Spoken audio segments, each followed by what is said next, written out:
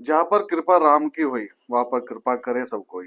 गोस्वामी तुलसीदास द्वारा कही ये लाइनें यथार्थ होती है जब हमारे साथ आते हैं Amit Kumar Saini ji, SK Saini help foundation और छोटू महाराज सिने थिएटर और साथ में आस्था गेस्ट हाउस। इतनी चीजों का संचालन एक साथ करते हुए और समाज सेवा के कार्यों में अग्रणी रूप से बने हुए हैं अमित कुमार सैनी जी। उसके अलावा समाज सेवा के साथ साथ धार्मिक कार्यों में भी सहभागीदारी रहती है। 31 फुट हनुमान जी का मंदिर जो पतंजलि के सामने स्थित है, वो भी अमित कुमार सैनी जी द्वारा निर्मित है। इन सब चीजों को जानते हुए हम सैनी जी से मिलेंगे, उनसे बात करेंगे आज के संवाद में कि कैसे ये प्रेरणा मिली, क्या कहाँ से वो कौन सी ऊर्जा, वो कौन सी शक्ति है जो ये सब चीजें करने की प्रेरणा देती है। नमस्ते भारत, आज के पॉडकास्ट में आपका बहुत बहुत स्वागत है। और मैं कह सकता हूँ ये एक तरीके से सनातन संवाद है। अमित जी जी, बहुत बहुत नमस्कार, जी आभार नमस्कार, हमारे नमस्कार। लिए समय निकालने के लिए और हमारे आग्रह को स्वीकार करने के लिए। जी नमस्कार। समय तो देखो श्री राम जी की कृपा से जो भी श्री राम जी चाहते हैं वही होता है। जो प्रभु पहले तो चाहते मैं हैं वो आपका अपना बहुत-बहुत काज धन्यवाद करवा। करूँगा कि आज संवाद के लिए मेरे पास आए, क्योंकि आज मंगल का दिन है। मंगल हम्म। को मैं या तो मंदिर पे रहता हूँ या बस अपने ही प्रतिष्ठान पे रहता हूँ। ज़्यादातर कहीं बाहर भी नहीं जाता और आपका जैसे ही फ़ोन आया मैंने कहा ठीक है आज तो संवाद भी हो जाएगा और चर्चा भी हो जाएगी जो अपनी राम जी की चर्चा भी हो जी, जाएगी और संवाद भी ये बहुत अच्छा। मेरे मुझे भी प्रेरणा ये थी, मैं चाह रहा था कि मैं आपको संवाद में लेके आऊं ताकि हमारे जो विचार हैं उससे लोगों को अवगत होने का मौका मिले। जी, जी। तो व्यावसायिक चीजें समाज सेवा को हम बाद में रखेंगे। पहले जिसके लिए हम जाने जाते हैं सनातनी होने के नाते, हम उससे पहले चलेंगे बिल्कुल, बिल्कुल। कि पूजा पाठ सबके जीवन में होती है, सब पूजा पाठ करते हैं, थोड़ी बहुत अपने हिसाब से सभी सभी करते हैं, मैं करते भी हैं, करता सभी करते हैं। हूँ। पर जब हम बात करते हैं एक मंदिर निर्माण की और विशेष तौर पे एक पंचमुखी हनुमान जी का मंदिर जिसमें 31 फीट में हनुमान जी विराजमान है, जी। तो वहाँ मेरे मन में एक जिज्ञासा उत्पन्न होती है कि वो विचार कहाँ से आया, वो विचार कैसे हुआ और कैसे आपका जीवन सनातन की और धार्मिक कार्यों को, क्या आप बचपन से ही धार्मिक कार्यों में संलग्न थे या ये बाद में जुड़ाव हुआ? मैं विस्तार से जानना चाहूंगा आपसे। अ, मैं आपको क्या बताऊँ, मंदिर जाना तो क्योंकि हम सनातन में जन्मे हैं। मंदिर जाना तो हमारे जैसे सभी सभी के घरों में जाना होता है। एक पहले से ही मुझे लगाव है, हम्म। क्योंकि मेरे मामा के गांव में रहता था मैं। और वहाँ पे रामलीला, जैसे अपना दशहरे पे रामलीला भरती है, गांव गांव में भरती है, हर जगह भरती है। हम्म। तो वहाँ पे जो मेरे मामा जी थे वो भी उस रामायण में हिस्सा लिया करते हिस्सा थे, लिया करते थे। हिस्सा लिया करते थे। तो इस तरीके से राम पहले से मन में राम बसे, मन में राम तन में राम, सब हर जगह राम। तो तभी से ही ये मंदिर जाना, पूजा पाठ करना, राम जी के बारे में पता कर लगना हमें। तो बचपन से ही मैं वहाँ पे जाता था मामा जी की, क्योंकि मैं 14 साल, जैसे राम जी ने वनवास काटा है, हम्म। मैंने तो वनवास नहीं काटा, लेकिन मेरे को मेरे मम्मी पापा ने मेरे को मामा जी के यहाँ छोड़ दिया हम्म। था। मैं 14 साल रहा हूँ। ओ, 14 साल कंटिन्यू मैंने रामायण देखी है वहाँ पे। बहुत बढ़िया। तो वहीं से मंदिर आने जाने का मेरा चलता रहता था। फिर मैं अपने घर आया। घर आने के बाद जो है, अब जितने भी पापा ने मेरे को काम बताए, क्योंकि पापा को मैं भगवान, अपने माँ बाप को मैं भगवान मानता हूँ पहले से, आज भी भगवान मानता हूँ। पापा आज ये नहीं है, लेकिन अभी भी मेरे साथ ही बहुत सुंदर। है। इस तरीके से गांव में आ गया। मेरे गांव का मंदिर थोड़ा सा डैमेज हो रखा था, गांव के तरीके से पहले हम्म। लोग बाग इतनी व्यवस्था नहीं थी। तो मैं अपने गांव के मंदिर में देखा तो वहाँ पे थोड़ा वहाँ का सौंदर्यीकरण करवाया। हम्म। मेरे को बोलते भी थे लोग कि आप मंदिर में बहुत ज्यादा ध्यान देते हो। मैंने कहा यार पता नहीं, मुझे जब भी मैं सुबह उठता हूँ तो ऐसा लगता है कि भगवान श्री राम कहाँ मिलेंगे। अरे और सुंदर। वो या तो भजन में मिलेंगे या फिर मंदिरों में मिलेंगे। बहुत सुंदर। आप कहीं भी ढूंढने चले जाओ, वैसे भगवान जी श्री राम कहीं नहीं मिलेंगे, भजन में मिलेंगे या मंदिरों में। लेकिन फिर जब मैं वहां गया तो मुझे लगा कि यहाँ का सौंदर्यीकरण भी होना चाहिए। हम्म। अपने गांव से मैंने स्टार्ट किया था मंदिर का काम। हम्म। वहां पे लगभग 51 फीट का, जैसे कहते हैं ना ग्राम देवता, जो ग्राम देवता होते हैं, हम्म। मेरे मन में आया कि यहाँ पे जो हमें गांव के पूरे देवता होते हैं, जैसे क्षेत्रपाली बोलते हैं, और पूरे गांव का एक खेड़ा जिसको बोलते हैं, खेड़ा बोलते खेड़ा हैं, बोलते हैं, बिल्कुल। वो बोलते हैं। तो मेरे को लगा कि अमित सैनी जी यार, यहाँ पे लोगों ने ट्रैक्टर भी खड़े किए हुए हैं, अपने बोगी खड़ी की हुई है, स्कूटर सब मंदिर के अंदर, तो मतलब ही नहीं होना चाहिए, यहाँ पूजा पाठ होती नहीं है। आज मेरे को ऐसा लग रहा कि जब अगर दूसरे गांव से हमारे यहाँ पे कोई शादी करके लड़की आएगी तो वो भी मंदिर में जाएगी, परंपरा है पहले से बिल्कुल चलती आ रही है। बिल्कुल। तो उनको कैसा लगेगा, वो दूसरे गांव से आएगी यहाँ आएगी, ये मंदिर की व्यवस्था होनी चाहिए। मैंने फिर बिड़ा उठा लिया उस टाइम। मैंने कहा पहले सबसे पहले तो यहाँ का सौंदर्यीकरण होगा, चारों तरफ की बाउंड्री होगी, और जो अधूरा अधूरा काम रुका हुआ था वो पूरा होगा। वहां से मैंने गांव से ही स्टार्ट शुरू कर दिया। 51 फीट पता नहीं कहाँ से मेरे दिमाग में क्लिक हुआ कि 51 फीट, क्योंकि ग्राम देवता सबसे बड़े होते हैं, खेड़ा हमारा सबसे बड़ा ऊंचा सबसे बड़ा होता है। 51 फीट का मैंने उनका वो बनाने का बीड़ा उठा लिया जी, कि 51 फीट का उनका एक स्तंभ जो ऊपर का हाँ, चोटी होगी जहाँ पे हमारा मंदिर का चोटी। जी 51 फीट बनेगा जी। अच्छा। लोग कहने लगे नहीं कौन कैसे बनेगा, मैंने बन जाएगा, कोई दिक्कत नहीं है, सब श्री राम जी कर देंगे। तो इसी तरीके से काम शुरू हो गया। 2-4 लोग मेरे साथ लग गए, कहने लगे ठीक है यार तू आगे निकल के आया, गाँव वाले तो जो है कुछ नहीं कर पाते, लेकिन फिर भी बहुत सारे लोग मेरे साथ जुड़ गए। पहले तो कोई जाता नहीं था, लेकिन जैसे मैं वहां पे खड़ा होकर काम करना शुरू किया तो लोग वहां जुड़ गए, और वहां पे भी आज 51 फीट का हमारे ग्राम देवता का सबसे बड़ा मंदिर, जहाँ पे 10-15 लोग जाते थे, आज 10-1500 लोग जाते हैं मेरे गांव के सामने मंदिर में भी। तो इस तरीके से प्रेरणा वहां से चलती चली गई, और फिर उसके बाद जीवन चलता रहा, बहुत सुखमय जीवन, भगवान जी की कृपा से सब बहुत अच्छा जीवन चलता रहा। फिर अचानक 2000 मेरी शादी हो गई, शादी होने के बाद फिर बच्चे भी हो गए, और यानी कि पापा मेरे पापा नहीं, मेरे दोस्त थे, इतना प्यार करते थे मुझसे, और मैं उनसे इतना प्यार करता था, कभी लगा ही नहीं कि मेरे पापा हैं। कभी हम चले भी जाते थे तो मेरे को यही बोलते कि आप दोनों भाई हैं क्या, इस तरीके से बोलते थे। तो उनको उसमें क्या नाम आपका 2012 में उनको थोड़ी सी बीमारी हुई, और 2013 में वो एक्सपायर हो गए थे। क्योंकि मैं भगवान के बीच जाता था, भगवान सबको मानता, सबके कर्म भी करता, अपने कर्म भी करता था, सारे काम करता था मैं। जब वो एक्सपायर हो गए तो मेरे जीवन पे सबसे बड़ा झटका वो लगा था। उस झटके ने मेरे को तोड़ दिया था। फिर मैं जब मंदिर भी जाता था, सारे काम करता था, तो जब मेरे भगवान, क्योंकि भगवान का दर्जा मैं आज भी देता हूँ, पहले भी था और देता रहूंगा जिंदगी भर, जब वो चले गए तो फिर मैं दिमाग मेरा उधर से हट गया। हाँ, थोड़ा सा दिमाग डाइवर्ट हो 1.5 गया। साल के लिए मैं पूरा नास्तिक हो गया था। इतनी पूजा पाठ करने के बावजूद भी मैं नास्तिक हो गया। मेरे घर वाले परेशान, बहनें परेशान, सभी लोग परेशान कि ये पूजा नहीं करता, पहले एकदम मंदिर जाता था, इसने उधर को जाना बंद कर दिया। टच वुड मैं बोलता हूँ, लेकिन मैं उस टाइम पर गलत था। देखो मैं अभी भी बोल रहा हूँ, गलत था मैं। और वो समय था, मुझे नहीं पता समय ने कराया मुझसे, मैंने नहीं किया। सब परेशान हो गए रिश्तेदार। फिर मेरी बहन ने मुझे फोन किया, कहीं से एक लखनऊ से पंडित जी को उन्होंने मेरे पास भेजा, बहुत दूर दूर से पंडित भेजे कि इसको कोई बचा लो, क्योंकि मेरे उल्टे सीधे काम करने के मन करता था कि ये जब वो नहीं है तो मेरी तो दुनिया ही लुट गई, तो मैं हाँ, किसके एक लिए जूंगा, विछोह जैसा हो गया था आपको कि किसके लिए जूंगा, वो है ही नहीं। तो इस तरीके से भाई साहब क्या बताएं। अब देखो आज मेरे पापा की आपके थ्रू याद आई, क्योंकि मैं भावुक हो जाता हूँ जब उनकी याद आती है। नहीं, पिता विषय ही ऐसा है हाँ कि जब जब नहीं होना तो भावुकता स्वयं आ ही जाती है। तो वो विषय सबके लिए ऐसा ही है। और कहीं ना कहीं जब पिता के साथ लगाव होता है तो वो भावुकता का क्षण हो ही जाता है। बस उसके बाद पापा एक्सपायर हो गए, नास्तिक हो गया। पंडित जी आए मेरे पास, उन्होंने बताया कि भाई आप मेरे कहने से एक काम कर लो। मैंने कहा जी बताओ। आप हनुमान जी की 41 दिन पूजा करें, अगर उस 41 दिन के अंदर आपको कुछ लगता है, महसूस होता है, जो मैंने आपको बताऊंगा, अगर आपको वो चीज दिखाई देती है, आपको लगता है कि आप आगे कुछ पूजा पाठ करना, वरना तो कोई बात नहीं, ब्रेक लगा देना।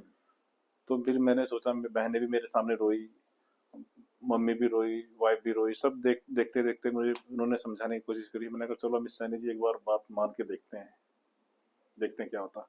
अच्छा कुछ समय भी बीत चुका था, लगभग एक समय के एक बाद समय एक थोड़ा समय था, समय बीत चुका था। तो उसके बाद हमने सोचा, मैंने कहा नहीं करते हैं। तो मैंने सब पूजा पाठ की, फिर हनुमान दोबारा जी से स्टार्ट हनुमान जी महाराज की। हनुमान जी की मैंने उन्हें विधि विधान से जो उन्होंने बताया था, सुबह शाम को उन्होंने मुझे पूजा बताई, मैंने पूजा पाठ की। और उन्होंने मुझे कहा, कहने लगे इस 40 दिन के अंदर अंदर आपको महसूस होना है, आपको हनुमान जी दर्शन देंगे, बहुत और बच्चे के रूप में दर्शन देंगे। तो मैं नहीं जानता, मुझे बच्चे के रूप में दर्शन दिए। मैं घर पे लेटा हुआ था, सपने में आए, मेरी बराबर में आकर के खड़ा हो गया, मेरे को हिलाया, अमित खड़ा हो। तब वो मैंने सीन देखा, अपने सपने में देखा, तो फिर मेरे को लगा, मैंने उन पंडित जी को फोन किया, पंडित जी ऐसे ऐसे मेरे साथ ये हुआ है, कहने लगे अच्छा तो ठीक है मैं आ रहा हूँ। तो पंडित जी आए, उन्होंने कहा ठीक है कोई बात नहीं, आप कंटिन्यू पूजा करें और 41 दिन पूरा होने के बाद एक संकल्प दे दो। मैंने कहा जी बोलो। अब तो मेरे को दर्शन हुए तो आप कुछ भी मेरे से मांग लीजिए। अच्छा मेरा ये एक आदत है पहले से, मेरे पास कोई भी आए मेरा हाथ देने के लिए रहता है, चाहे मैं उधार लेके दूं चाहे किसी को भी दूं, मेरा नियम पहले से ही है, कोई भी आ जाए ले जाओ कोई बात नहीं, क्योंकि सेवा पहले से ही है मन में। कहने लगे क्या करोगे? उन्होंने कहा पंचमुखी हनुमान मंदिर बनाना पड़ेगा। बहुत मैंने कहा जय श्री राम। बन गया जी, आदेश आपने आदेश कर दिया, आप हनुमान जी श्री राम जी ने आपको भेजा है और मेरा सौभाग्य मैं मेरे हाथों से मंदिर बने और वहां पे पूजा पाठ हो। 2016 में 15 में मंदिर का काम स्टार्ट कर दिया, 2016 में मंदिर बन गया। उससे पहले उस स्थान पे मैंने जहाँ पे हमारा मंदिर है वहां पे मैंने पापा की याद में समाधि बनाई थी कि उनकी याद करके मैं सुबह शाम वहां पे जाता था। आज भी वहां पे सफाई मैं ही करता हूँ, आज भी, तब से पापा एक्सपायर हुए आज भी सफाई मैं ही करता हूँ। मंदिर के अंदर ना तो किसी का प्रवेश है, कोई जो स्वीपर है लगे हुए वो भी सफाई नहीं करते, मैं खुद करता हूँ या पंडित जी करते हैं। पापा जी की समाधि की सफाई मैं खुद करता हूँ, किसी को कोई टच नहीं करेगा, क्योंकि वो सेवा मुझे मिली है, मेरे पापा ने मुझे चलाया है, आज तक जहां भी बैठा हूँ उन्हीं की कृपा से। तो मैंने मंदिर का काम विधि विधान से स्टार्ट कर दिया, मंदिर पंचमुखी हनुमान बन गया जी। उसके बाद क्या हुआ, प्राण प्रतिष्ठा वगैरह मैंने साधु संत पूरे बुलाए, लोगों ने कहा कहने लगे यहाँ पे पूजा कौन करेगा, पंडित कहाँ से आएंगे। मैंने कोई बात नहीं, जब तक पंडित नहीं है, जब तक श्री राम जी अपने आप भेज देंगे। मैं यही सोचा कि अपने आप कर देंगे, प्रभु के काज है वो अपने जैसे आप मैंने करेंगे। शुरुआत की है तो पतंजलि, वो हाँ, कर ही देते हैं अपने काम। पतंजलि योगपीठ में एक गोरखपुर के पंडित जी रहते हैं, वो मेरे पापा के साथ बैठते थे पहले। बैठने के बाद उन्होंने कहा कहने लगे ठीक है जी आप मंदिर की स्टार्टिंग करें और पूजा तो आप सफाई कर दो, बस लगा कर ना बत्ती वगैरह, अब आरती करनी मैं सिखाऊंगा आपको। बहुत उन्होंने, ललित मिश्रा जी हैं उनका नाम, उन्होंने मेरे को आरती घुमानी सिखाई, आरती करनी सिखाई। हनुमान चालीसा तो पहले से आती थी हमको, क्योंकि हम रामलीला में जाते थे, कुछ मंत्र भी आते थे, तो हम अच्छा लगता था वहां पे जाकर के। तो वहां पे पहले 5 लोग आते थे, आज 500 से ज्यादा लोग आते हैं। तो ऐसे ही मंदिर के वहां पे व्यवस्था बढ़नी शुरू हो गई, प्रसाद वितरण शुरू हो गया, और जिस दिन से मंदिर का अनावरण हुआ था उस दिन से आज तक सुंदरकांड मंगल को नहीं रुका है। ये भी हमने एक संकल्प लिया कि जब मंदिर बना है, तो जब मैंने सेवा ली है तो अब सेवा को पूरा खरा दूंगा।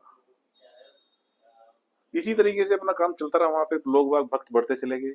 फिर मन में मेरे जेब में लगा कि यार अमित सैनी जी और कुछ करना है भगवान के लिए, और लोग भक्त जुड़ने, सनातन और जुड़ना चाहिए। मैंने अपनी जेब देखी, मैंने कहा मेरी जेब में थोड़े पैसे हैं।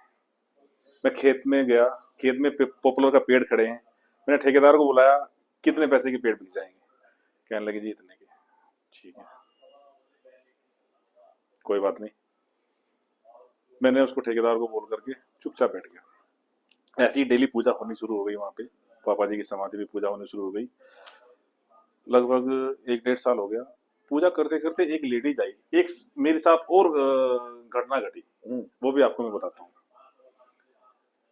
वो लेडीज माता बोली मेरे को आकर के, अमित जी हनुमान जी की पूजा जेंट्स करते हैं, ये मानते हैं लोग, वैसे लेडीज भी जेंट्स भी सब कर सकते हैं, ऐसा कुछ नहीं है, कर सकते हैं। उन्होंने कहा कि एक अगर यहाँ पे शिवालय भी बन जाए। मैंने कहा माता रानी जी मुझे नहीं पता, वो बाबा हैं, उनको आना हो, जैसे हनुमान जी आए हैं, अगर उनको आना हो तो भी आ जाएंगे। 6 महीने बाद शिवरात्रि है, हो सकता है आ जाए।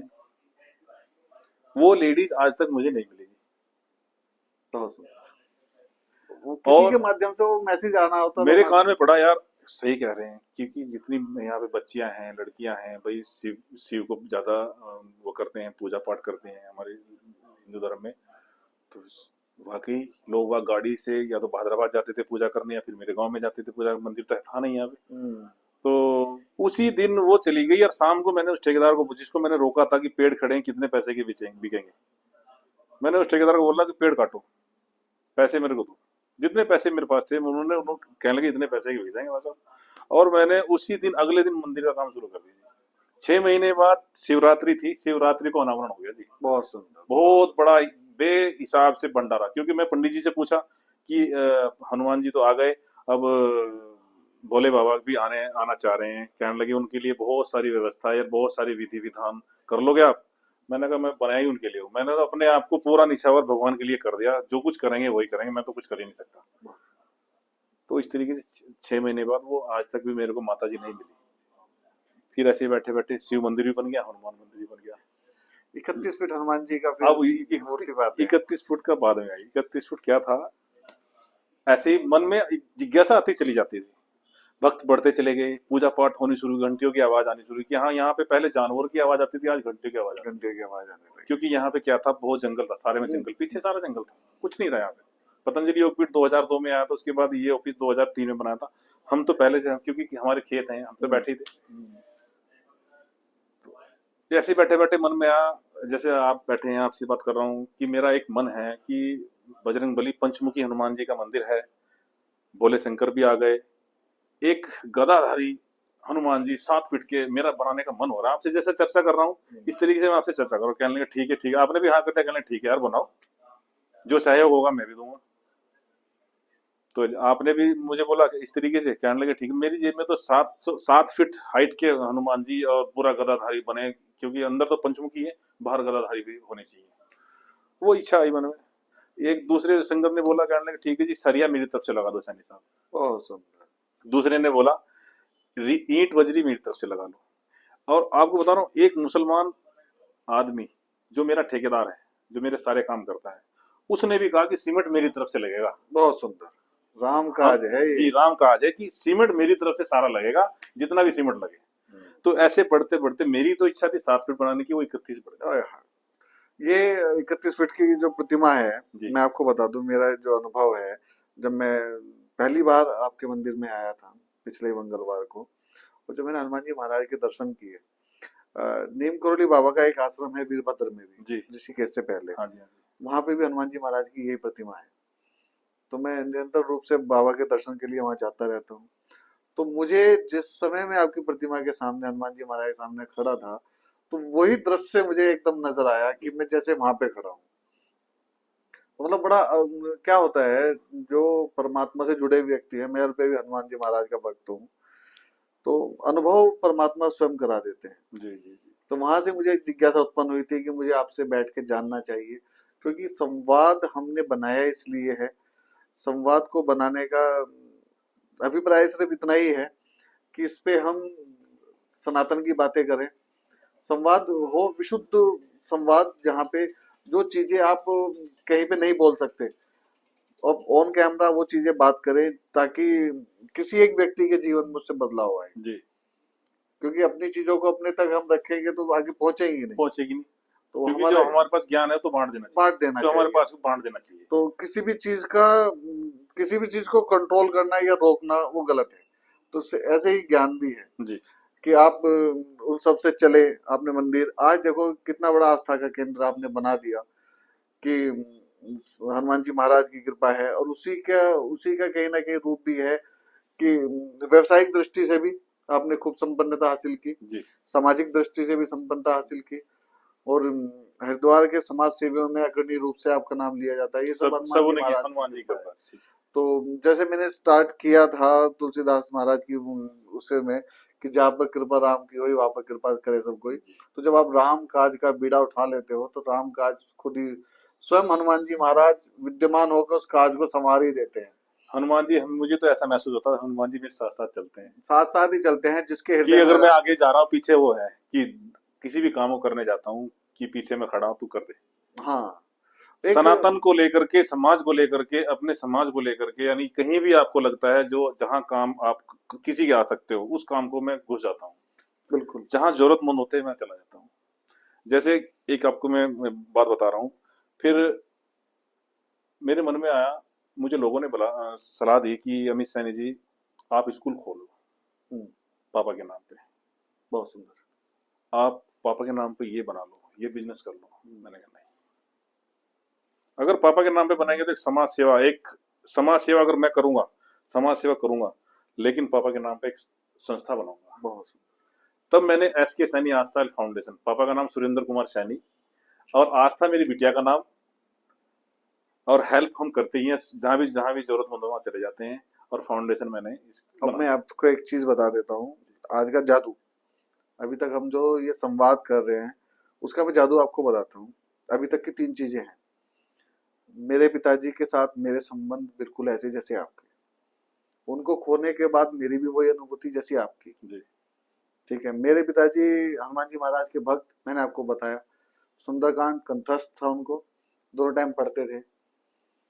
और मजे की बात यह है, मेरे पिताजी का नाम भी सुरेंद्र सिंह पवार। अच्छा, क्या बात है। ये मैंने नहीं सोचा था, ये मैंने नहीं सोचा था, ये आपने बोला तो मेरे पिताजी का नाम भी है। और उसके बाद जो हनुमान जी महाराज के भक्त हैं, उनके जीवन का सिर्फ एक ही चीज वो करते थे हमेशा। वो एक ही चीज करते थे, पैसे दे देना, वहां भंडारा है। आज मंदिर पे खीर बनवाई है, बिल्कुल। पैसे दे देना। चावल आ गया है, उसको पैसे दे देना। संडे मंदिर में भंडारा है, पंडित जी को पैसे दे देना। वो ये काम उनसे कराते थे, क्योंकि हम क्या है, हम जॉब वाले हैं। जी। तो वो क्या करते थे, बेटे 1000 रुपए दे के जाना, वहां भंडारा है। तो जब पिताजी चले गए तो मैंने सोचा मैं उनके लिए क्या करूं। उसी समय मैंने भी, जैसे आपने SK सैनी हेल्थ फाउंडेशन की स्थापना की है, तो मैंने सत्या फाउंडेशन की स्थापना की, क्या बात है। जो अभी उनके जाने के 1 महीने बाद हमने स्टार्ट की। जी। और सत्या फाउंडेशन से हमने स्टार्ट किया फूड डोनेशन को लेके, क्योंकि पिताजी ने 2 ही काम अपने जीवन में किया जो मुझे उनसे प्रेरणा मिलती है। और उनके जाने के बाद मैंने अपने जीवन में पहली बार ब्लड डोनेट किया। मेरे पिताजी ने तो अपने जीवन में 50 बार किया होगा, मैंने उनके जाने के बाद पहली बार डोनेट किया जी। ब्लड। जी। जी। तो ये सोचते हुए कि ये आपके लिए है। और भंडारे वो लगाते थे, हम तो उन भंडारों में जाके सेवा देते थे। सेवा देते थे, बिल्कुल बिल्कुल। तो मैंने कहा यार नहीं, अब लक्ष्य ये था कि एक फाउंडेशन बनाएंगे, पुण्यतिथि को जश्न की तरह मनाएंगे। और इस फाउंडेशन, मैं आपको बता दूं, फाउंडेशन बनाई विशुद्ध अपने खर्चे से, जी। कि इसमें पैसा अपना लगाएंगे, है ना। कि क्योंकि उनको मजा आता था खिलाने में। बिल्कुल बिल्कुल। उन्होंने हमें बहुत सारे आश्रम दिखाए, उन्होंने कुछ आश्रम दिखाया। मतलब आज अच्छा लगता है कि जैसे वात्सल्य वाटिका से कॉल आता है ना, तो मैं उनको हमेशा बोलता था एक चीज, मैंने बाबा वहां से कॉल मुझे क्यों आता है, क्या नंबर तेरा लिखवा रखा। सही बात है। वहां पे कुछ होता था तो फोन मुझे आता था। मैंने कहा, बाबा नाम आपका लेता है, नंबर मुझे आता है। हाँ, कह रहा नाम मेरा ही है पर नंबर तेरा ही है। उनको पता था कि मेरे जाने के बाद भी नंबर आना नंबर चाहिए। आना चाहिए, बिल्कुल सही बात है। तो जो घर के बड़े होते थे देखो बहुत लंबी प्लानिंग सोच के चलते थे हर चीज को, वही क्योंकि भाई उन्होंने हमें जन्म दिया है, माँ बाप तो हैं ही भगवान का, मैं तो उनको दर्जा देता हूँ। भगवान अगर कहीं है ना, तो माता पिता के रूप जी। में ही है, ये तो फैक्ट ही है। जी। बस कुछ लोग हैं नालायक इस तरह के, बहुत हैं। और हम उसको लेके कहीं मेरे मन में एक पीड़ा रहती है। जब मैं महसूस करता हूँ कि भारत में वृद्धाश्रम बढ़ते जा रहे हैं, और समाज सेवा के नाम पे कुछ लोग उसको बिजनेस का रूप दे बिजनेस देते का हैं। रूप दे चुके हैं और कर रहे भी हैं लोग। मुझे भी बहुत गुस्सा आता है क्योंकि जब से मैंने अपनी फाउंडेशन बनाई, और इस फाउंडेशन को चलाने में मैं अकेला तो चला नहीं सकता, फिर मैंने टीम, मेरे साथ टीम जुड़ी। सबसे पहले तो मैं विश्वास सक्सेना का ही नाम लूंगा। बहुत सुंदर। ये मेरे वो सारथी हैं, मेरे वो दोस्त हैं, मेरे वो बड़े भाई हैं। बड़े भी को मुझे बड़ा बोलते हैं, मैं उनको बड़ा बोलता हूँ, मैं उनको बड़ा बोलता हूँ, वो मुझे बड़ा बोलते हैं। यही है, ये गुरु परंपरा है। हाँ, और इस तरीके से उन्होंने मेरा साथ दिया, विश्वास सक्सेना ने। और इसको चलाने का तरीका मुझे नहीं पता था किस तरीके से फाउंडेशन चलेगी, किस तरीके से समाज सेवा होगी। मेरे समाज सेवा करने के, जैसे कहते हैं ना गुरु, मैं विश्वास सक्सेना को मानता हूँ। और फिर मैं इनके साथ जाता था, जैसे हमें हरिद्वार में जगदीश लाल पावा जी हैं, उनको भी देखता था मैं काम करते हुए। और फिर डॉक्टर विशाल जी हैं, उनको भी मैं काम करते हुए देखता था। कुछ आश्रम में भी ये कहते कि भैया जी आपके बर्थडे पे या ये प्रोग्राम कर दें। मैंने ठीक है जी कर दो। मेरी तरफ से तो कभी ना निकली ही नहीं, मैंने बोला कि कर दो, आप व्यवस्था बनाओ, समाज सेवक को बुलाओ, एक बार उनको पूरी अपनी संस्था को बताओ हम क्या क्या काम करते हैं, अपनी संस्था में क्या क्या हमें काम करने हैं। बहुत सारी मेरी प्लानिंग है, बहुत सारी प्लानिंग है। अगर मैं आपको सारी एक एक करके बताऊं तो लगभग आपको टाइम बहुत लगेगा, लेकिन कोई बात नहीं, मैं मोटा मोटा बताऊंगा। मेरी संस्था में मैं सबसे पहले तो मैंने बिड़ा उठाया था गरीब कन्याओं की शादी करूंगा। मैंने पिछले साल 6 लड़कियों की शादियां की थी। रिश्ते अपने करके आए, उनकी जो रोजमर्रा का सामान है, बेड सोफा कुर्सी ये बर्तन वगैरह सारे हम अपनी हमारी संस्था देती है। मैंने ये बीड़ा उठा लिया कि हर साल, चाहे वो 6 हो चाहे वो 60 हो, हर साल मैं गरीब कन्याओं की विधि विधान से अपने मंदिर पे यहाँ पे शादी करूंगा। ये मैंने बीड़ा उठाया। और एक मैं अपना एजुकेशन पे भी मैं काम कर रहा हूँ, जिसको जहाँ पे पढ़ने के लिए पैसे नहीं है हमारी संस्था में आ जाए, हम अपनी संस्था हमारी पढ़ाएगी उसको, जब तक चाहे, जब तक हमारी संस्था पढ़ाएगी उसको। और एक हमने हेल्थ के लिए भी काम करते हैं, जितना भी हमारा कोई बीमार हो, किसी के पास पैसे नहीं है, किसी को चेकअप के पैसे नहीं है, कोई जाने में असमर्थ है, हम सारी जहां भी जरूरत लगता है कि हमारी पूरी संस्था वहां पे चली जाती है। उस काम को करने वाले विश्वास सक्सेना, बहुत सुंदर। क्योंकि विश्वास सक्सेना के साथ मेरे साथ और लोग जुड़े, इन्होंने बहुत सारे लोग जुड़े। यानी कि अगर मेरे को चमकाने वाले हैं, देखो मेरे, मैं नहीं जानता, हो सकता है हनुमान जी ने नहीं भेजा, मैं बताता हनुमान हूँ जी ने आपको, भेजा, मेरे हनुमान जी हनुमान ने यही है। भेजा। मैं आज एक भाव और आ गया मुझे याद। अम, तो एक्चुअली क्या हुआ, यहाँ आने से पहले तो आयुष का मुझे कॉल आया। जी। तो मेरे मुंह से जो निकला वो शायद बाबा की मर्जी थी। तो मैंने उसको बोला कि, बोला, इसने बोला कि वहां पे चलें। मैंने कहा सुग्रीव जी महाराज पहुंच गए। अच्छा। भाई ये कहाँ से निकला मुझे नहीं पता। तो हनुमान जी महाराज के साथ सुग्रीव जी महाराज, तो मतलब वो नाम, ये चीजें ऐसे नहीं निकलती है। बिल्कुल बिल्कुल। तो वो हनुमान जी महाराज की कृपा के साथ साथ सुग्रीव जी महाराज आपके साथ है, हाँ, उसी रूप में वो है। बिल्कुल बिल्कुल। नाम भी इनका विश्वास है। तो मैं इनको जो भी बोलता हूँ ना, तो ये तुरंत इनके मुंह से भी आज तक ना नहीं निकली, क्या लगे ठीक है अमित जी ऐसा नहीं करें, क्योंकि इनको अनुभव बहुत ज्यादा है हाँ, समाज का, समाज समाज सेवा का। राजनीति नहीं करते हैं अभी, राजनीति मैं भी नहीं करता, लेकिन जो समाज का इनको अनुभव है ये बहुत और हर गणित रूप तरीके से से काफी संस्थाओं के साथ जुड़े हुए हैं। काफी संस्था के और साथ जुड़े हैं। निस्वार्थ भाव से, और जो इनके समाज सेवा है, मतलब लास्ट टाइम ने एक पॉडकास्ट किया था, तो बहुत डीप नॉलेज और बहुत सारे समाज सेवी, और मतलब पूरे दिन देखता हूँ उनका शेड्यूल, जी। और आपके साथ भी पूरा समय देते हैं। पूरा समय देते हैं, यानी कि इस बंदे के अंदर आलस नाम की चीज नहीं है, ये सिर्फ हनुमान जी ने पावर लगा रखी है पीछे से, बिल्कुल चलते रहो। बिल्कुल बिल्कुल, ये पावर और आपके द्वारा। हमारे अंदर भी वही पावर है। बस। हम तभी खड़े हैं क्योंकि हमें एक बार मेरे जीवन में एक, ये भी सच बता रहा हूँ, मेरे जीवन में कभी मैं ट्रैक्टर, मैंने हार्ड वर्क किया हुआ है, मैं किसान हूँ पहले से। तो मैं ट्रैक्टर चला करके घर आया, मैंने बोल दिया पापा को कि थक गया। पापा जी ने एक जिंदगी में पहली बार मेरे को मारा था, जिंदगी में कभी नहीं थकना, हाँ, थकना तो सिर्फ एक बार जब वो याद करेंगे, वरना बहुत जिंदगी में बहुत कभी मैं बहुत आज तक वो दिन और आज का दिन में कभी थका नहीं। बहुत सुंदर। चाहे मेरे रात को 12 बज जाए, चाहे 2 बज जाए, सुबह को 5:30 बजे उठना है, मंदिर आना है, 2-3 घंटे लगाने हैं, तो मैं वहां पे पूरी पूजा पाठ करके यहाँ पे बैठता हूँ। पूजा करने के बाद जो मेरी दिनचर्या है, यहाँ बैठ करके मैं पूरे 1.5 घंटा राम का नाम लिखता हूँ। और मैं सभी को आपके इस चैनल के माध्यम से बताता हूँ, पूजा भी ना करो, कुछ भी ना करो, मंदिर भी ना जाओ, राम का नाम, जितना राम का नाम लिखोगे ना, वो एक सेतु है। बहुत सुंदर। बिल्कुल। जैसे राम जी ने सेतु बनाया था लंका जाने के लिए, और अपनी उन्होंने मुकाम पे हासिल किया। बहुत अनुकंपा है राम नाम लेखन की। जी। मैं राम, महसूस करता हूँ बिल्कुल। मैं 24 घंटे मुझे ऐसा लगता है कि राम राम हर टाइम। मेरे मोबाइल में भी आप अगर यूट्यूब खोलेंगे ना, इसमें भी आपको कहीं वैसे नहीं दिखेंगे कि कुछ सॉन्ग बजा लो कोई ना। राम, मेरी गाड़ी में बैठोगे तो आपको ऑटोमेटिकली ब्लूटूथ कनेक्ट हो जाता है, राम का नाम शुरू हो जाता है। तो राम काज की कृपा और ये सब हनुमान जी महाराज, देखो जो वो जो है ना, विकृतियां तो रहती ही नहीं है। जहाँ हनुमान जी महाराज विराजमान हो गए, जी। तो वहाँ और एक चीज का और भी फायदा और अनुभव होता है कि आपके साथ जब वो कृपा होती है, तो ऐसी वैसी भूत भी भूत ना, प्रेत देखो निकट जी, नहीं आवे। तो भूत पिशाच निकट नहीं आवे, महावीर जब नाम सुनावे। मैं भूतों से डरता नहीं हूँ, नहीं, वैसे वाले भूत भी नहीं मैं आएंगे। वैसे से भी डरता, सही बात। क्योंकि वो पावर पीछे से आ रही है। पावर पीछे जा रही है। क्योंकि मुझे पता है पीछे मेरे है ना हनुमान जी, तो मैं बस। बेधड़क हो गए। क्योंकि डरना तो उन्होंने सिखाने, कहने लगे अगर गलत काम कहाँ पे कहीं पे कोई गलत काम हो रहा है उसको जाके रोको, हम्म, किसी के साथ गलत हो रहा है उसको रोको, हम रोकते हैं। बिल्कुल बिल्कुल। कृपा, ये अपनी इस चीज को कृपा मानते हैं कि भगवान जी कृपा है। अच्छा, फिर क्या था, अभी मैं संकल्प, विश्वास मेरा संकल्प में होता है कि किसी भी काम को करो संकल्प ले लो, क्योंकि हमारे सनातन में लिखा है कि जो पंडित या कुछ भी करता है पूजा पाठ पे संकल्प ले लो जी, अपना इसमें अपना आचमनी करके हाँ, संकल्प लिया करके, कुछ भी पूजा भी करते हो वो भी संकल्प से होती है। संकल्प से होती है।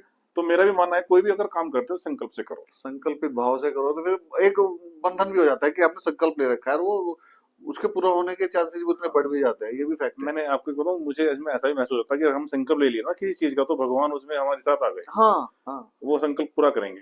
हम यहाँ से जुड़ो, यहाँ से कनेक्ट। यहाँ से कनेक्ट हो जाता है। तो इस तरीके से मैंने लगभग 3-4 साल हो गए। फिर हमने एक संकल्प लिया कि 1 साल तक 11 किलो सूजी का हलवा, लगभग 500-700 लोग, हर मंगल को सुंदरकांड संगीतमय होगा, और उसके बाद प्रसाद वितरण होगा। तो सर मैंने 1 साल तक का संकल्प लिया, मैंने पूरा कर दिया। अब भगवान श्री राम जी की कृपा से, हनुमान जी की कृपा से वो संकल्प पूरा होने के बाद मेरे मन में कभी ये नहीं आया कि 1 साल हो गया ठीक है पीछे हट जाओ। आज तक 4 साल हो गए जी, कंटिन्यू वो चल ही रहा है, सुंदरकांड और हलवा दबा करके, जो हलवे का प्रसाद बढ़ता है। 1 साल में 4 भंडारे करता हूँ। अभी हनुमान जी का जन्मदिन आ रहा है 12 तारीख को। पूरे जितने मैं जोर लगा सकता हूँ, पूरे उनकी कृपा से जैसे जैसे पूरे, यानी कि मेरा एक अंदर से होता है कि इस तरीके से व्यवस्था करनी है। तो 12 अप्रैल की पूरी व्यवस्था चल रही है कि किस तरीके से लगभग 3 से 4 हजार आदमी यहाँ पे भोजन उस प्रसाद लेता है। बहुत सुंदर। पतंजलि योगपीठ है आसपास के, क्योंकि पहले 10 लोग आते थे, आज 1 हजार आते हैं। हर मंगल को लगभग हजारों लोगों की भीड़ यहाँ पे इकट्ठा हो जाती है। अब मैं नहीं जानता, भगवान उन पे कृपा करें। मैं सभी को बोलता हूँ कि एक हम वंदना करते रहते हैं अपना पूजा के बाद, हे ईश सब सुखी हो, हे ईश्वर सब सुखी हो। तो एक वंदना है, लंबी चौड़ी है, तो मेरे आप फेसबुक पे कभी जा करके देखना, वो पूरी लाइव आती है। तो इस तरीके से भगवान की कृपा चल रही है। एक संकल्प और ले रखा है मैंने, क्योंकि मैं सनातनी हूँ, एक जज्बा है, एक जुनून है मेरे अंदर कि कुछ करना है। क्योंकि लोग बाग कहने के बाद करते नहीं है। बहुत देखे मैंने, जैसे आपने बताया कि संस्था लोगों ने बनाई हुई है, उनको दूसरे तरीके से चलाते हैं। हाँ हाँ, वो बात हमारे बीच में रुक गई, वृद्धाश्रम। हाँ, तो मैं कुछ समय पूर्व पहले किसी व्यवसायी के पास बैठा हुआ था, तो बात ऐसी चल रही थी, तो बात चली वृद्धाश्रम, तो मेरे मन में भाव आया, बहुत अच्छे आदमी, बहुत अच्छे भाव है। और जब वो बिजनेस मॉडल निकल के आया कि ये फैसिलिटी वो फैसिलिटी, तो समझ में आया कि हम किस ओर जा रहे हैं। हम एक ऐसी फैसिलिटी देने जा रहे हैं कि आने वाली जनरेशन ये मान लेगी कि जैसे छोटे बच्चे के लिए हॉस्टल होता है, तो पेरेंट्स के लिए ये फैसिलिटी हो सकती है कि हमें पैसे तो देना है और हमारी जिम्मेदारी है कि माँ बाप को फैसिलिटी मिले, उनको दुख ना हो। तो दुख ना होने के नाम पे हम उनको वो चीज देने जा रहे हैं ताकि वो पैसा दे के मुक्ति पा सके। और किसी भी पेरेंट्स को अपने जीवन के उतराव में पैसे की अभिलाषा नहीं होती, उसको चाहिए परिवार का साथ। हम उसी से उसको वंचित करने जा रहे हैं। और मतलब समाज सेवा के नाम पे हम ऐसी फैसिलिटी ना बनाए। सर मैं आपको इस चैनल के माध्यम से, मैं क्योंकि मेरे अंदर से पावर आती है, मुझे बोलते हैं गुरुजी, मेरे राम जी बोलते हैं, हनुमान जी बोलते हैं, लड़ जाओ। जो ऐसा करता है ना, वो कभी जिंदगी में सुखी नहीं रह सकता। अपने माँ बाप के लिए जो ऐसा सोचता है कि वृद्धाश्रम में उनको छोड़ दो और पैसे दे दिए ठीक है, वो कभी सुखी नहीं रहेंगे। आने वाला उनका समय इतना खराब होने वाला है। हम फिर भी भगवान जी से यही कहते हैं कि भगवान उनको सद्बुद्धि दे। तो सद्बुद्धि, हाँ, ये हम यही कह सकते हैं।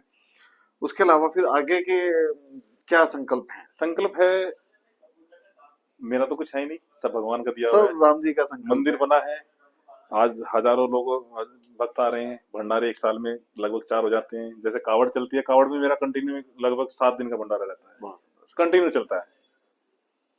सब उनकी कृपा से हो रहा है। और यहाँ पे रहने की, खाने की, पीने की, उनकी सब सारी व्यवस्था करता हूँ। तो सारी व्यवस्था है, सब राम जी की व्यवस्था सब तो करते है। हैं, छोटू महाराज बस हम तो उनपे छोड़ते हैं। आपन तेज समारोह, आप ही जानो भगवान जी, हम नहीं जानते। आपन तेज समारोह आप ही जानो कैसे होगा। हमने तो कह दिया कि करना है, हो गया। अभी संकल्प लिया हुआ है, क्योंकि यहाँ पे क्या है, उत्तराखंड में मैं चाहता हूँ कि एक अभी 31 फीट के हनुमान जी है नहीं, ये हम मंदिर बना है। और हरिद्वार की तरफ को इनका हाथ भी है, हरिद्वार की तरफ को इनका हाथ है।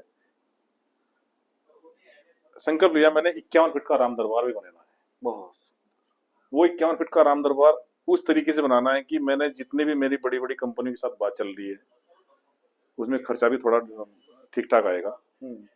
और वो राम है, राम जी ऐसे तो आने के नहीं, क्योंकि वो भगवान है। भगवान को लाना की मैं रोज ही अरदास लगाता हूँ श्री हनुमान जी को कि गुरु को ले आओ, गुरु को ले आओ। तो वो प्लानिंग कर रहे हैं। अब धीरे धीरे हम वहां तक पहुंच चुके हैं, हमारी प्लानिंग भी हो चुकी है किस तरीके से बनेंगे, कौन से फाइबर, कौन से मटेरियल से बनेंगे।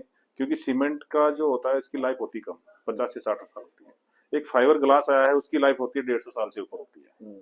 हम चाह रहे हैं कि 150 नहीं 500 साल वाला चीज लगानी है, इसलिए थोड़ा सा हम लेट हुए हैं, वरना तो अब तक तो काम शुरू भी हो जाता। लेकिन कोई बात नहीं, राम जी हैं। और 51 फीट का जब राम दरबार बनेगा, और पीछे उनके लिए मैं एक धर्मशाला बनाऊंगा। जितने भी हमारे साधु संत आएंगे उनके लिए रहने खाने पीने की व्यवस्था सब रहेगी। और एक यज्ञशाला, मेरी जो प्लानिंग है, यज्ञशाला बनेगी जिसमें 24 घंटे यज्ञ की खुशबू आती रहेगी लोगों को, क्योंकि हमारा सबसे बड़ा है यज्ञ करना। हाँ, और जिस दिन काम शुरू होगा सबसे पहले मैं चारों वेदों की यज्ञ कराऊंगा। बहुत सुंदर। मेरी प्लानिंग बहुत अच्छी है। मैं सोचता रहता हूँ कि इस तरीके से कराऊंगा, इस तरीके से कराऊंगा। पहले चारों वेदों के यज्ञ होगा, साधु संतों को प्रसाद, उनके उनसे आशीर्वाद लिया जाएगा, तब श्री राम जी का काम शुरू होगा। बहुत प्लानिंग सुंदर, मैंने कर चुका बहुत हूँ। बहुत सुंदर, बहुत सुंदर। तो इसी तरीके से बस चल रहा है। अच्छा, एक अंदर से भाव आता है, जैसे मैं राम का नाम लिखता हूँ, मैं सभी को बोलता हूँ सभी राम का नाम लिखें। माला जप रहे हैं, दिमाग कहीं और है, नहीं। माला जपना एक अलग चीज है। अगर एक कान में बैठ के आप माला जप रहे हैं तो आपका मन लग सकता है, लेकिन आप खड़े खड़े, मैंने देखा लोग बाग खड़े खड़े माला जपते रहते हैं, वो सही सही नहीं। मेरा मेरा मानना है, मैं ये नहीं कह रहा कि हो सकता है मैं गलत हूँ, मैं अपनी भी गलती डालता हूँ। अगर किसी को माला जपनी है तो एकांत में बैठो, वहां जपो ना, उसका आनंद ही होगा, अलग ही आएगा। माला जपनी छोड़ दो, आप राम का नाम लिखो। जब आप राय बनाओगे ना, और उस पर फोकस आपके दिमाग का भी होगा, नजरों का भी होगा, तो आपकी माला तो वही है, वही माला है, वही माला है। तो इसमें क्या है, अभी जब जिस दिन मंदिर बनना शुरू होगा, लगभग 10 लाख से ऊपर राम के नाम मैं लिख चुका हूँ। बहुत सुंदर। जिस दिन 2.25 करोड़ हो जाएंगे, अच्छा, उस दिन राम जी आ जाएंगे। बहुत सुंदर, बहुत सुंदर। 2.25 करोड़ राम का नाम जिस दिन यहाँ पे कॉपियां जमा हो जाएंगी। अभी मैंने बनवा ली है राम के नाम की। जितने भी भक्त आते हैं बोलते हैं कि हम राम का नाम लिखेंगे, हम राम का नाम लिखेंगे। मैंने कॉपियां बनवा ली है। जो हमने अपना मंदिर का नाम भी रखा है, श्री हनुमंत आस्था धाम, अरे बहुत सुंदर। नाम भी उनका वो रखा है हमने। और वो कॉपी चली जाएंगी। लगभग एक कॉपी में 11,000 नाम की कॉपी हम अभी अभी पिछले अगले वाले मंगल को भी देंगे, बन के आ जाएगी। और हमारा हनुमान जी का जन्मदिन आ रहा है, उस दिन हम अनाउंसमेंट कर देंगे, जिस भक्त को कॉपी चाहिए, कॉपी के साथ पेन 2 हम देंगे। सब कुछ उनको तो लिखना है, क्योंकि हम चाहते हैं कि राम के साथ जुड़े, राम का नाम लें, घर में ले जाओ, अपने घर पे लिखो, बच्चों से लिखो, सबसे लिखो, दबा के लो। और 2.25 करोड़ होने, मुझे नहीं लगता 3 महीने में लोग हाँ, 3 महीने भी न लगेंगे। बिल्कुल बिल्कुल। और मैं चाह रहा हूँ कि लगभग 2027 में बहुत बड़े धूमधाम से हम श्री राम जी का अनावरण कराएं। बहुत, क्योंकि हमारे चैनल की तरफ से आपको अग्रिम शुभकामनाएं राम जी के आगमन की। बस यही सोचता हूँ, मुझे और कुछ चाहिए नहीं। मैं क्योंकि मैं तो सब, मुझे कभी कभी बच्चे कहते हैं पापा आप सारा ही दिन वहीं लगे रहते हैं, मजाक करते रहते हैं सारा। मैंने कहा बच्चा देखो सुनो, सब कुछ इसी में ही है। आप लोग आज की दुनिया में हम संस्कार भूलते जा रहे हैं, अपने बच्चों को संस्कार भी नहीं दे पा रहे। मैं बच्चों को बोलता हूँ कि सुबह मेरे बच्चे उठते हैं, सुबह 3 टाइम मैंने बोल रखा, आप दवाई समझो। जैसे आप सर के दर्द की दवाई लेते हो ना, सुबह को ले ली, शाम को, आप इसको दवाई समझ लो, हनुमान चालीसा को। एक बार सुबह को कर लो, एक बार दोपहर को कर लो, एक बार रात को सोते टाइम कर लो, आपका कुछ भी नहीं बिगड़ेगा। सही बात। मैंने बच्चों को ये शिक्षा दी भी, करते हैं, बहुत सुंदर। मेरे बच्चे करते रहते हैं। क्योंकि हम अपने संस्कारों को भूलते जा रहे हैं, संस्कार नहीं दे पा रहे हैं, मॉडिफाई कर दिया, मोबाइल में सुन रहे हैं। हनुमान चालीसा भी आज की डेट में जो अंग्रेजों ने गाई ना, लोग बाग उसको सुन रहे हैं ना, तो उसमें कोई रस ना, उसका कोई साज ना, उसका कुछ, इस तरीके से कर रहे हैं। जबकि हनुमान चालीसा जैसे याद करने की चीज सबको याद भी रहती है। हनुमान चालीसा का जिक्र आया तो मैं हनुमान चालीसा बहुत सालों से करता हूँ, तो मुझे याद भी नहीं कितने सालों से करता हूँ। अभी एक दिन मेरी धर्मपत्नी का भाव आया, तो उसने मुझे कहा कि आप हनुमान चालीसा ना किताब खोल के पढ़ा करो। मैंने कहा 10 साल हो गए करते हुए। कह रही नहीं। तो मैंने उस समय क्या माना, मैंने उसको ये बात बोली, कभी कभी मेरी मान लिया करो। मैंने कहा चल आज तेरी ये बात मान ली जी। और ये इसलिए मान ली कि मुझे लगा कि बाबा तेरे मुख से बोल रहे हैं, अब जीवन पर्यंत हनुमान चालीसा देख के ही पढ़ूंगा। सच्चाई है सर ये। और उस दिन के बाद अभी लगातार इस चीज को 3-4 महीने हुए हैं, मैं देख के ही पढ़ रहा हूँ। पर उस पढ़ने में और इस पढ़ने में बहुत अंतर है। उतना ही अंतर है कि राम नाम की माला करना और राम नाम का लेखन करना। राम नाम की माला के बीच में आप डिस्टर्बेंस कर सकते हो, आपकी बातचीत निगाह कर इधर भी जा सकती है, उधर भी जा सकती है, आपकी कोई कुछ खाजी में कुछ भी सकते, कुछ भी हो सकता है। हाँ, और जैसे मैं भी लेखन राम नाम का जब करता हूँ, जब मैं ऑफिस में अकेला होता हूँ, मेरा ऐसा कोई नियम नहीं है, मैं डेली नियम से नहीं करता हूँ, पर जब मैं अकेला होता हूँ तो मुझे 15 मिनट 20 मिनट जब भी लगे तो मैं उतना लेखन कर लेता हूँ अपनी डायरी में, और उसको फिर जैसे ही मेरे पास कोई आया तो उसको बंद कर देता हूँ। बिल्कुल बिल्कुल बिल्कुल। उसी समय में प्रणाम करके हनुमान जी महाराज बस बस को बस, बंद हाँ, कर देता हूँ। नहीं अगर आप कर रहे हैं, आपकी कोई पास है, तुरंत ये नियम भी बनाओ, बंद करो, उसको मैं बंद कर देता हूँ, तुरंत। क्योंकि मैं मानता हूँ कि ये जो भाव हैं ये गुप्त ही रहे तो अच्छा है, और क्योंकि वो मेरा काम है, मेरा नित्य कर्म है, मैं कर रहा हूँ, तो उस समय में उसको बंद कर देता हूँ। बिल्कुल बिल्कुल। और माला को जो आपने बोला था करते रहते हैं, तो वो एक चीज में है, पर सबकी नहीं, लोगों ने पूजा क्या, पद्धति का अलग तरीका है। लोगों ने क्या है ना, अभी आपने देख रहा हूँ, आप देखो बाजार में जाकर के वो आगे यहाँ पे उंगली में फंसाते हैं कि यहाँ की काउंटिंग कर रहे हैं, राम राम राम राम। अरे ये क्या है, वो असल में क्या है काउंटिंग वाली आ गई, काउंटिंग की हाँ आ गई, काउंटिंग आ करने गई की, वो। उससे उससे क्या होता है भाई, पेन उठाओ ना। एक्चुअली क्या हो गया ना, चीजों को हमने इतना मॉडर्न के नाम पे ना, हम चीजों में हर चीजों में फैशन ढूंढने लगे। फैशन ढूंढने लगे, अब आज की डेट अपनी में फैसिलिटी हमें जिससे आराम मिले। बस अपने मतलब अध्यात्म में भी फैशन ढूंढने लगे। यात्राओं को ले लो, यात्राओं को लेके भी हमें फैशन चाहिए। और यात्रा का, धार्मिक यात्रा का मतलब है कि आपके शरीर में अगर कष्ट पीड़ा नहीं हुई तो क्या यात्रा। क्या यात्रा, मेरे पिताजी ने लगभग 4 से 5 बार वैष्णो देवी माता की यात्रा साइकिल से की है। क्या बात मतलब असंभव है मेरे जीवन के लिए। है, मैं वही तो हो और ही नहीं सकता। मैं अपने पिताजी के साथ जब जब बैठता था, और जितना टाइम मैं उनके साथ बैठता था, तो मैं वो, उनको एक ही आदत थी, वो अनुभव साझा करते थे। तो वो अनुभव, तो वो क्या है, जैसे हम बैठे तो बात आने लगी कि जब मैं साइकिल से जाते थे हम, एक बार साइकिल ऐसे ले गए, साइकिल में पंचर हो गया। और वो उस टाइम पे जब मोबाइल नहीं थे, जी, वो एक साइकिल पे तख्ती लगाते थे, वो तख्ती आज भी हमारे पास है। तो वो यात्रा करके 1 डेढ़ महीने में वापस आते थे। वो बिल्कुल पांच बिल्कुल। छह लोगों का 10 लोगों का ग्रुप जाता था।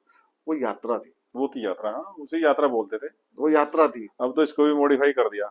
तो उसके बाद जब हम मैच्योर हुए, जब हम समृद्ध हुए, उस हिसाब से हमने कहा पापा वैष्णो देवी यात्रा क्या कर रखी है, साइकिल से कर रखी है। तो मतलब वो, उसमें इंटरेस्ट ही नहीं था उनको, ट्रेन वाली में, तो साइकिल से कर रखी है। तो मतलब उन्होंने वो चीज जो, क्या होता है ना, जब हम किसी चीज को पा लेते हैं, हाँ, पाने का जो सुख है ना, जब हमने पा लिया फिर इच्छा नहीं रहती है।